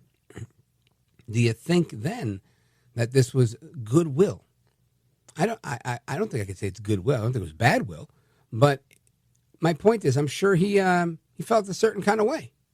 And if he's feeling a certain type of way, that I wouldn't call that goodwill. Because in my opinion, foreign policy is nothing more than strong-arming people and bribing them. You strong-arm them with the military, you strong-arm them with a financial situation, or you bribe them. That's what it's always been. Foreign aid is nothing more than a bribe. It always has been. Right? So when we're saying we're sending $50 million worth of condoms to Gaza, what are we really doing? We're saying it's condoms, and we make it probably a pallet of cash. Hey, guys, take this as part of our deal. Take this, do that. Right? It's probably some deal that Biden cut with them. That's not goodwill. Not goodwill at all. That's a bribe. Anyway, play the tape. Countries around the world want to ally with Washington against the Soviet Union or Russia or China. Hold on. The reason that they want to ally with the United States against Soviet Union, Russia, or China is because those people want to come and eat their lunch. These people are hegemonic. They're focused on global domination. It's either you get with Washington or you get with them.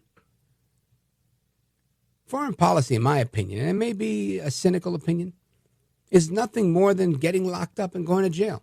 Right? You go to jail, and everybody I know that's been to jail, and guess what? I got more friends than a lot of people that have gone to jail.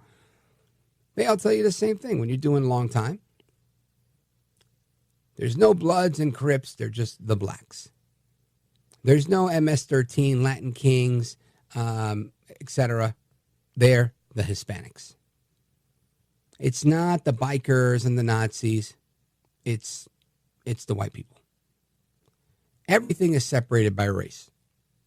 When the fights go down, you find your people. I don't make the rules. I'm just telling you how it goes. Now, I have some friends that, made a lot of friends on the other side who are different gangs, different groups, whatever. But ultimately, that's how it goes. So these people have to make the same determination. If I don't want Russia or China to be telling me what to do, coming here, taking over my ports and doing whatever they want to do, then I'm going to get with Washington. Very simple. And this is what we do time and again. And it's interesting, when people are fighting back against Trump saying, look, we just have to do things fairly. Otherwise, you're not going to get a free deal anymore. You're going to have to pay your fair share. And they push back, like the president of Honduras yesterday, saying that she was going to either charge us rent or kick us out for our military base in Honduras. I think that's funny. I think our military base there is worth more to her than it is to us. We can find another place to put it, even if it comes at a cost. So it's an empty bluff, in my opinion. But go ahead. Unleash forces of nationalism and protectionism that over time will damage, even destroy, the world that America created. A world that has been more stable, peaceful, prosperous, and free than any we have known before. All right, Fareed, let me welcome you to the previous administration of Joe Biden, because you just said that he might unleash forces of nationalism, protectionism, that over time will damage, even destroy the world that America created. A world that has been a more stable, peaceful, prosperous, and free than any we have known before. So you're going to tell me that in Joe Biden's tenure, we did not see an erosion of everything you just said? You call this peaceful? October 7th was peaceful? This ongoing war with Hamas is peaceful? Ongoing conflict, or at least the last almost 3 years of conflict between Ukraine and Putin? This is what you call more stable, peaceful, and prosperous? Fareed, for real.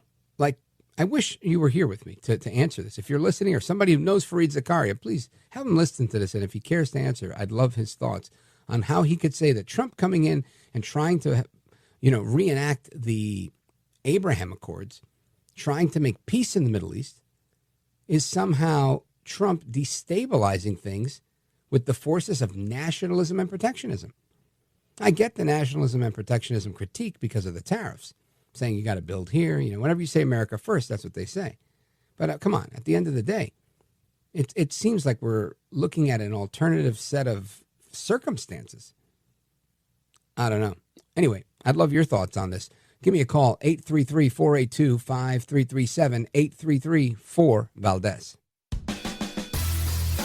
This is America at Night with Rich Valdez. Call now, 833-4-VALDEZ. That's 833-482-5337. 833-4-VALDEZ.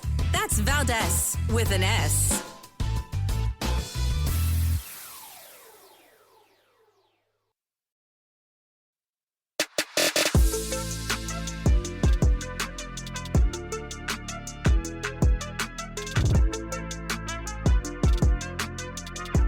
Kind of at the heartbeat of America. You sit there in this radio studio, and suddenly you hear voices. Mobile, Dallas, New York, Miami. And there's kind of a conglomeration of America all in one room. Call now, 833-4-VALDEZ. That's 833-482-5337. 833-4-VALDEZ. That's Valdez with an S. Sometimes I sit in the radio studio and hear voices, and it scares the crap out of me. Anyway, I want to hear your voices, America, 833-4-VALDEZ. Let's hit the phones. Where are we going? We're going to Chicago, Illinois, WLS, and check in with Mike. Mike, what's on your mind tonight? You're on with Rich Valdez. Hello, Rich. Chicago, of course, it's the 6-year anniversary of the Jussie Smollett hoax. Oh, wow. Pour some bleach on me and get me a noose. No, it's beautiful. But I just want to say one thing that kept popped in my mind about this thing that happened with the computer system today. I wouldn't be surprised if that was an inside hack. There's still a lot of Democrats that are working there. They want to put Trump in a bad light. So that's just one thought. Anytime I hear something like that happening, I think that it is, somebody working against Trump. But this seems very in line with everything that he's been talking about. And if it was, then it really played right into his hand, because I think cutting off the money supply is the number one thing you want to do. If you want to scare people in Washington, and I mentioned this earlier, but I'm going to double down on it, because something that I hear a lot in media, and I hear a lot when people are creating sound bites, they'll say, oh, the Democrats are running scared. They're so afraid of Trump winning. And I don't really believe they're afraid of that. Permanent Washington people are not afraid. They're not afraid. It's not fear that drives them. It's evil and greed. And evil, greedy people are typically not scared people. They just don't get fearful of things. They believe they can do everything. They can believe they can buy everything, control everything. And I think that's how so many of the deep staters are. We heard a young one the other day on that clip with James O'Keefe, and he said, a sophisticated bureaucrat can run circles around an unsophisticated political appointee.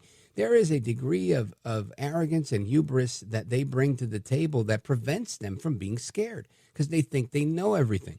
And I believe that that's what permeates that class of people. It's this, ha, ha, ha, watch this, and when you have that attitude, I think it's difficult to be scared. But I believe what happened today is actually scaring them.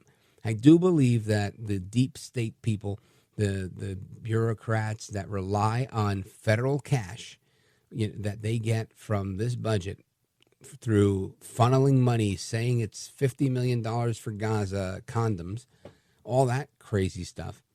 I believe today they're scared because they can't do anything without money. They need money. And Trump hit them right where it hurts.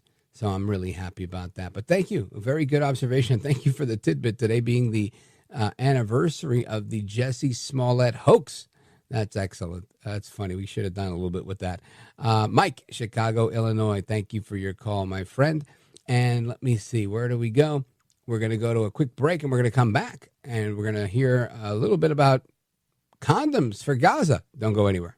This is America at Night with Rich Valdez.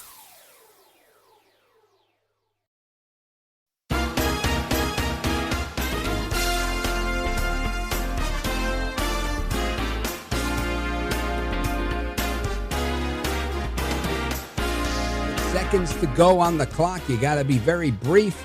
Let's go to Gil, Manila, Philippines, streaming the show. Go right ahead. Yes, good evening. I wanted to comment on the $50 million for condoms for Gaza. There's an article, actually, in the Israeli Times, and it says that according to the Israeli Defense Forces, those $50 million of condoms, on the packages, it was marked size small. So take that as you. I'm sorry, Gil. It was so fuzzy, the connection. I know there was a punchline there, but usually it goes over my head. Was it size all or size small? It was marked, the condoms were marked size small. Small. Okay, according gotcha. to the Israeli Defense Forces. Oh, gosh. I don't know. That totally went over my head. Thank you, Gil, in Manila, Philippines. I'm so bad at jokes sometimes. I never get them. Paul in Boise, Idaho, KBOI for the win. Make it count. What's the opposite of Congress? Progress. Yeah. Funny. No, I was watching C-SPAN and they had on the Palestinians making the argument that if they're being unfairly treated, and they brought all this on themselves.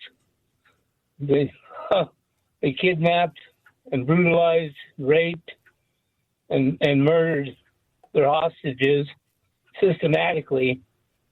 And on October 7th, yeah, we've gone over that before, so I don't need to get into it, but they showed complete indifference towards human beings.